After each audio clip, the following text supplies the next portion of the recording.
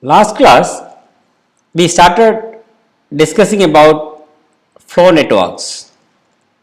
We have seen flow networks and we also have defined the max flow problem.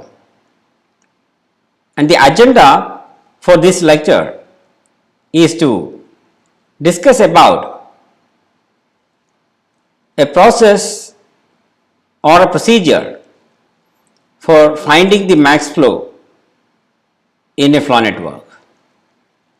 And we shall take 2 lectures to finish a method proposed by Ford and Fulkerson, and today we are going to begin our discussion on the Ford-Fulkerson method for finding the max flow. The first part of that lecture we can see today. So what is a flow network? From the previous lecture, recall that a directed and weighted graph can represent a flow network where one of the vertex must be designated as a source which is supposed to produce materials to be transported along the network to a vertex called sink. So the basic problem is to find the maximum amount of materials which can flow from the source to the sink, and the materials are flowing through what are called conduits or in the graph edges, and a conduit is characterized by the capacity, which is the maximum amount of material which can flow through that particular conduit or edge. So what is shown here is a flow network. There is a sink and there is a source vertex, all others are intermediate vertices. Now we can see what is a flow. These are all capacities, not flows. Okay. Now what is a flow? Flow is actual flow of materials along the conduits. Here you can see that along this conduit 16 is the capacity, 11 units of materials are flowing. So that is a flow along this line. Now flow is defined for this flow network. Here 12 is the flow and 12 is the capacity, so it is fully utilized. And recall the capacity constraint, which is a property of a flow network, which tells that on every conduit the actual flow must be less than or equal to the capacity. For example, here the capacity is 20 and the actual flow is 15, and the constraint says that it can be a maximum of 20. That is the capacity along any conduit. Also recall another property which we have seen, which is called flow conservation, which says for all the intermediate vertices other than the source and sink, the total incoming flow to that vertex is equal to the total outgoing flow from that vertex. For example, if you look at V2 as an intermediate vertex, this is the formula representing the total inflow, which is 8 along this conduit plus 4 along that conduit. So it is 12. Flow conservation requires that it must be same as the total outflow from V2. From V2 along this edge there is an outflow of 11 plus along this edge 1, so the total is 12. So 12 is the total outflow, which is same as the total inflow. That is the flow conservation property. Remember, to be satisfied by all intermediate vertices and not by the source and sink. Now the value of a flow, it is actually the net outflow from the source vertex. Net outflow means the total outgoing flow minus the total incoming flow. In this example, the total outgoing flow is 11 plus 8, 19, but no incoming flow. So, nothing to subtract from that. So, the flow value is 19, represented as modulus of F. And F is actually the flow values of all the conduits, and the value is the net outflow from the source vertex. You can prove that, which is same as the net inflow to the sink vortex. Here it is 15 plus 4, 19, same as this. That is a property. Now, our problem is to find the maximum flow for a given flow network. So, how to find it? Here a flow network and a flow is given. What is the net flow value? It is 19. It is the same as the previous instance. Question is, can we increase the value of flow? Now it is 19. Can you increase it? What do you think? The answer is yes, since some conduit's capacity can be utilized. For example, if you look at this conduit, the capacity is 20 and only 15 is sent along that conduit.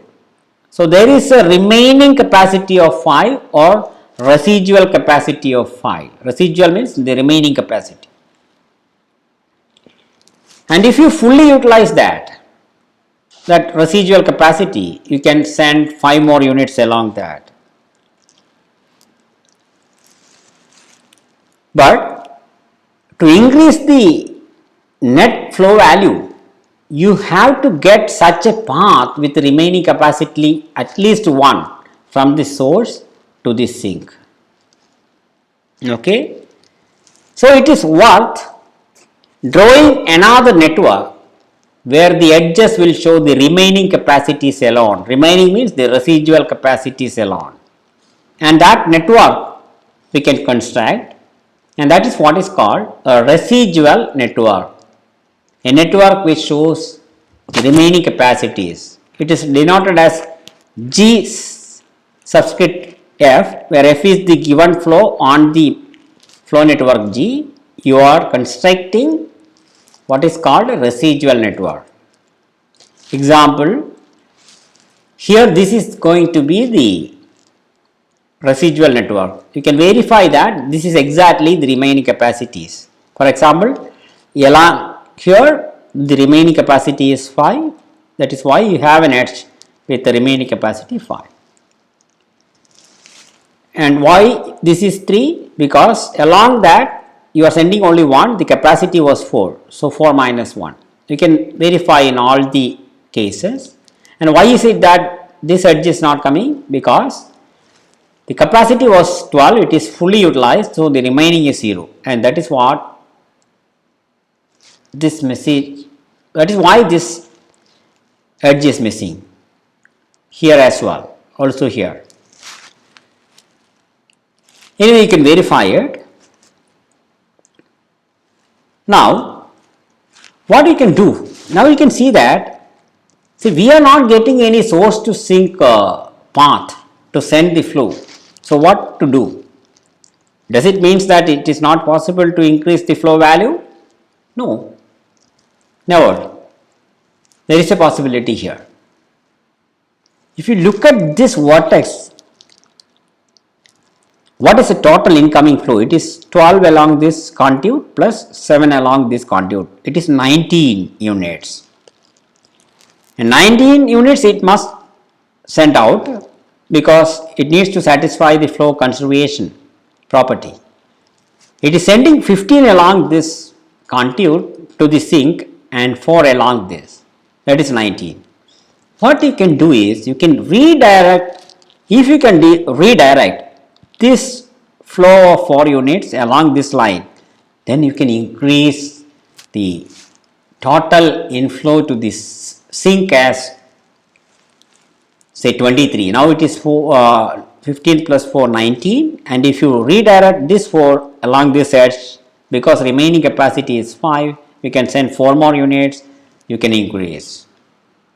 So, this is what I am trying to tell. The flow of 4 units of materials from V3 to V2 can be redirected from V3 to T, thereby increasing the inflow to T, which is an idea. So, this is what I am telling. So, rather than sending along this line, you just take it back. Take it back means if it is reaching here, you send it back. Then you will get that 4 extra units here, you just send it along this line. That's what you want to do. But it may happen that in some other vortex you are introducing some problem with the flow conservation property. For example, after you do this, you look at the flow conservation property here. What is the total inflow? 8 plus 0, because you cancelled it, you send it back. So, 8 is the total incoming flow and the total outgoing is remaining as 12, which is not allowed. Okay. So, what you can do? What you can do is, in a flow network, the source is assumed to have enough power to produce any amount of materials which can flow from the source to sink. So, what you can do is, you can ask the source to increase its production by 4 more units and you send it along this. That is what you can do. So, now the flow conservation is satisfied. 8 plus 4, 12 is reaching along this line, 0 along this. So, 12 is the total inflow, which is same as the total outflow. So, you are managing everything, right. So, if you recall, what we did here is, to increase this flow, we have to resend a flow which was already there. You sent 4 along this edge, which you have to resend. Okay. Thus, to increase the value of flow in a given flow network like this, we may need to send back an existing flow. Here, this is an existing flow, we wanted to send it back. In general, you can send it back partially or fully. In that example, we send it back fully, and suppose this capacity was 17 instead of 20, then you can only send 2 more units along this. So, no need to send all the 4 units back, just send 2 units depending on what you need. Okay, that is what I say, partially or fully. But for that, what you need in the residual network, if you want to send back that 4 unit, you need to have an edge from V2 to V3 with the capacity at least 4, right. That means, for every flow in the network, for example, here 12, maybe you wanted to send it back. So, you need a reverse edge having the capacity same as the original flow. Okay, so if you want to send it back, you need to have such an edge in the residual network. So, what we are telling is, if there is a flow from U to V in the original graph with this value, then you want to add an opposite edge, that is from V to U in the residual network with the capacity as this flow value. Okay, that is what I am saying. From V2 to V3 with the capacity as the flow value in the opposite direction, which is 4. Okay, if you do that for this flow of 4 units, you will get this reverse edge, and see that the red edges are added in the residual network to send back flows if you need.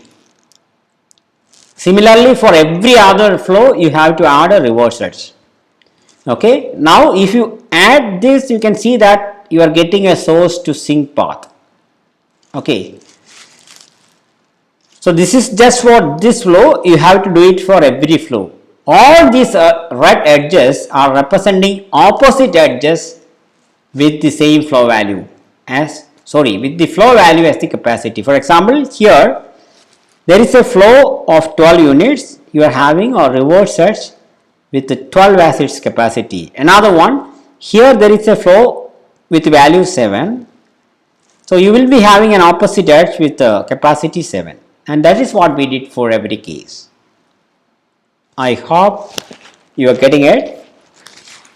Otherwise, please watch it again. Let me proceed to the next. So, we have seen how to get a residual network in that example. Now, we can try to formalize. Given a flow network and a flow on that network, we have to define the residual network G subscript F, the same set of vertices, but edge set is going to be different. Now, we have to say how the edge set is defined. So, this is how it is defined. Edges are nothing but conduits with capacities. So, how that capacity is defined? Maybe with an example I can say.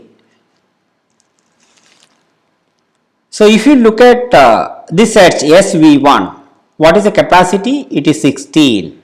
What is the remaining capacity? 16 minus 11, that is what this is saying.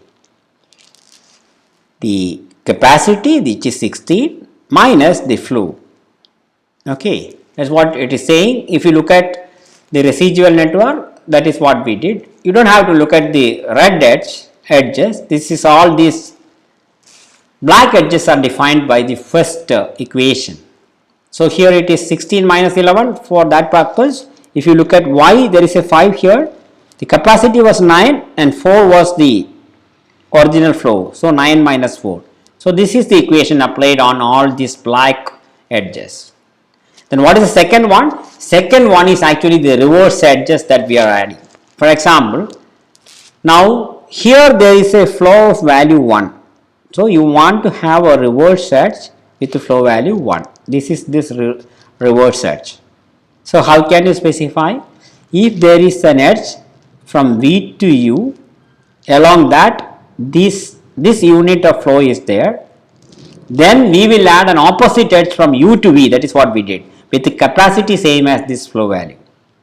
Okay, this is what we saw in the previous example, we are just formalizing it.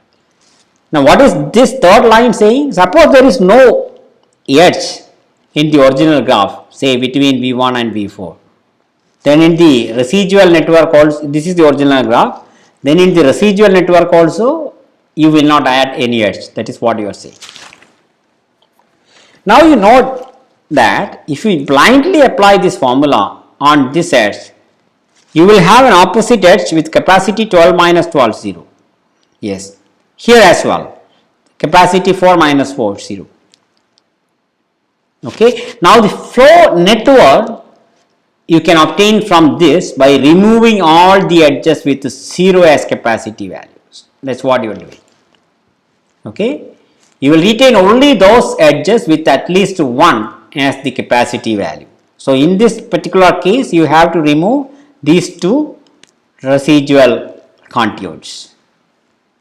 Okay. The remaining is what is called a residual network. Now, we can see this is the residual network that we have obtained. Now, can you find a flow in this residual network? And before you find, you understood this point, you try to understand this point.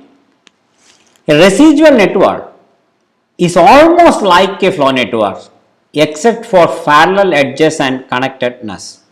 For example, in the original network, the reverse edges are not allowed.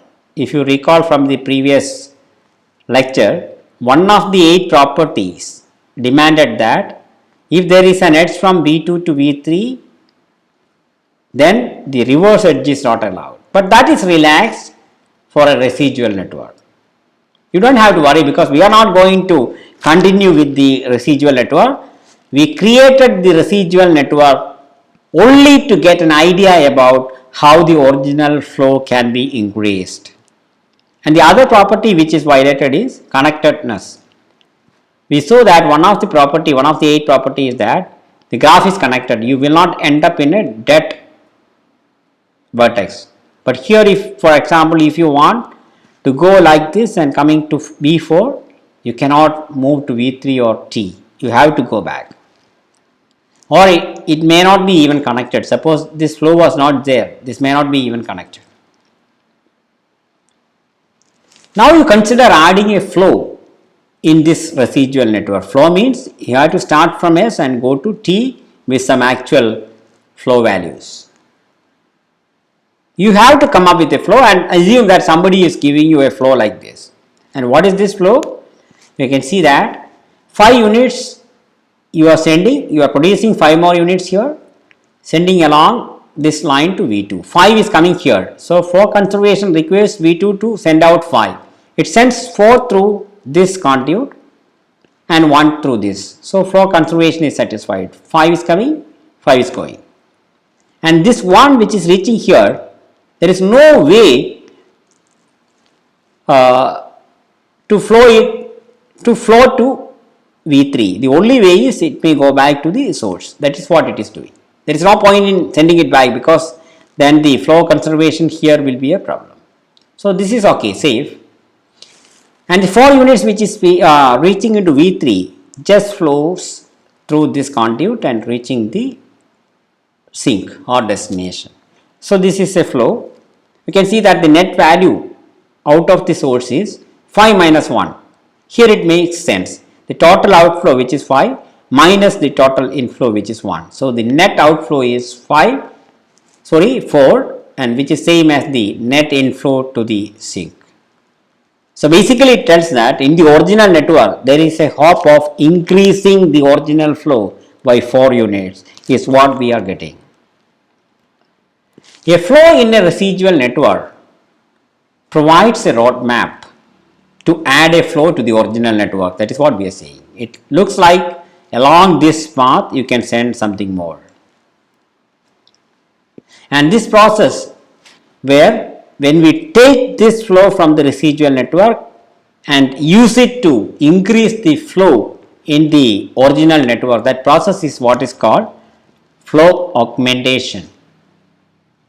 Example, here an original network is there with a flow whose value is 19 and we have found the residual network from this flow network, and now there is a flow in this network as well. The value is f prime, sorry, the flow is f prime, here it is f. Now the question is how will you augment? I will try to explain. If you look at this flow, this is 5 unit which you are sending along this edge. In the same direction there is already a flow of 8 unit. So, if you are sending in the same direction, then you add this quantity. So, 8 plus 5, 13 is flowing through this, right. And now, if you look at this, you have a flow of 1 unit from V2 to V1. In the original case, you have 1 in the same direction. Because it is in the same direction, you are adding. Consider the next. Here you have 4 units from V2 to V3, but in the original you have it in the opposite direction. So, you are subtracting the original flow minus in the residual network, it is in the opposite direction. So, basically if it is on the same direction, then you add, otherwise you subtract. That is flow augmentation. 2 more cases to verify. Here it is in this direction 1, but in the original network it is in the opposite direction. So, you are subtracting this one. And finally, here in this direction 4, and here is again the same direction flow happening for 15. So, the net is 15 plus 4, and this is what is called flow augmentation. Augmenting a flow f with a flow f prime in the residual network, and this formula is capturing exactly what we did. That is, the original flow from U to V plus from this, if you are sending any flow on the same direction, you add. And if you are sending your flow in the opposite direction from, see, UV is this direction. If you are sending in the opposite direction, you subtract it. This is exactly what we did. I hope you are getting, otherwise please verify it offline. So, this is flow augmentation. And now you can see that you are getting a source to sink path. What is the capacity of this path? Can you see and tell what is this capacity? You can easily verify that it is 4 units. Even though you can send 5 units along this, and in the middle you can only send 4. So, the net capacity of this path is 4 units only. In general, it is the minimum along that path. So, the capacity is 4, and now you see that when you augment, the resulting net value is what? 8 plus 5, 15, 13 plus 11 minus 1, 10. So, 13 plus 10, 23 is the new flow value, which you can verify that it is nothing but the previous flow value, which was 19, plus the value of the flow that you augmented. Here it is 4 units. So, you can verify that the new flow value will be the sum of the previous flow and the value of the flow that you have used to augment from the residual network. Okay, you can have it as a lemma. What we are telling is, if you are given with a flow network and a flow in it, then you can come up with a residual network, and suppose you find a flow f prime in the residual network, then the flow augmentation will result in a flow network with the new flow value same as the previous flow value plus the flow value that you augmented. In the previous case, this was 19 and this was 4. For the interest of time, I am leaving the proof as an exercise. Not difficult to prove. Please try to get a proof. So, today we have seen the Ford-Fulkerson method to find the maximum flow in a given flow network. The basic idea is to generate a residual network, and what is a residual network? Edges or contours with the remaining capacities and also reverse edges, which may help you to increase the flow by sending back an existing flow. So, that is what we have seen. We also have seen what is flow augmentation. In the next class, we can see the Ford-Fulkerson algorithm, which is just utilizing the residual network and flow augmentation in a number of times in a loop to find the maximum flow value. With this, we are finishing this lecture. Thank you.